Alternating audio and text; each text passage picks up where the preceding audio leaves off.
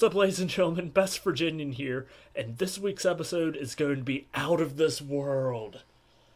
Not because it's going to be good, but because we are going to talk about West Virginia's relationship with the stars, with outer space, and with all kinds of other awesome stuff.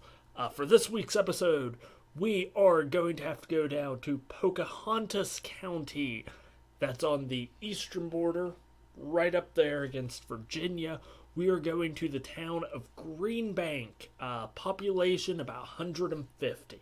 Greenbank is home to the Greenbank Observatory and the Robert C. Byrd Greenbank Telescope, the world's largest fully steerable radio telescope. Construction began in 1991 and ended in 2001. The telescope has been used to scan for radio signals that could be emitted by extraterrestrials as part of the Breakthrough Listen project. Listening for faraway aliens is kind of a sensitive science. For that reason, the observatory was built in the United States National Radio Quiet Zone. This area includes parts of West Virginia, Virginia, and Maryland. Within this area, use of radio transmitters are highly regulated, with the heaviest regulation coming within 20 miles of the Greenbank Observatory. Within this area, the observatory upholds strict rules on items such as microwaves, cell phones, Wi-Fi routers, and even faulty electrical devices.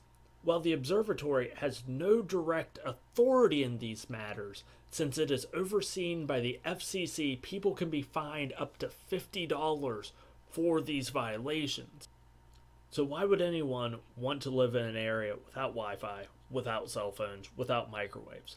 People who believe they suffer from electromagnetic hypersensitivity have actually moved to this area.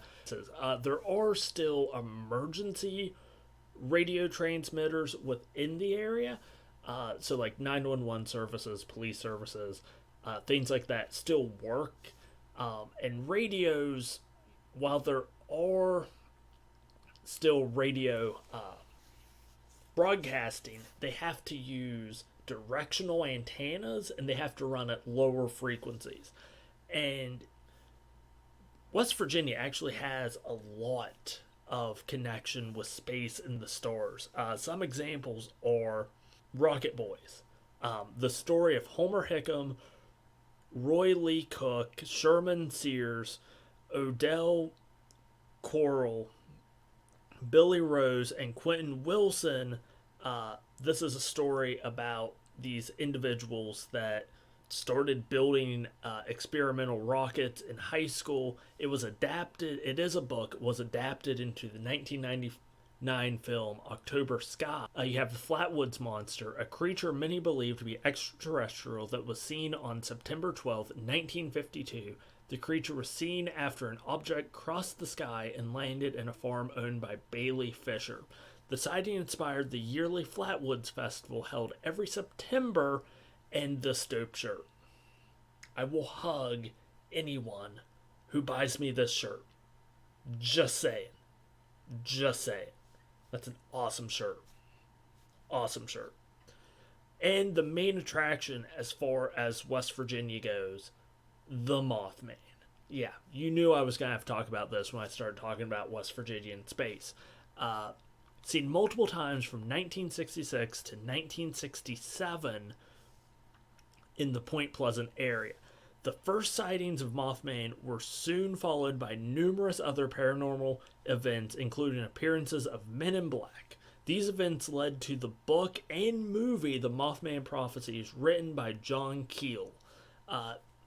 Each year, Point Pleasant holds the Mothman Festival every year in September, and there is a Mothman Museum. And lastly, I just found this out today. Literally right down the road. I'll put the facilities up here. I'm definitely going to give them a call, check them out. That is the NASA IV&V facility. I hope it's pronounced 4 and 5. It's IV&V. Nope. It's not the 4 and 5. It's the NASA Independent Verification and Validation Facility. It's not the 4 and 5 facility.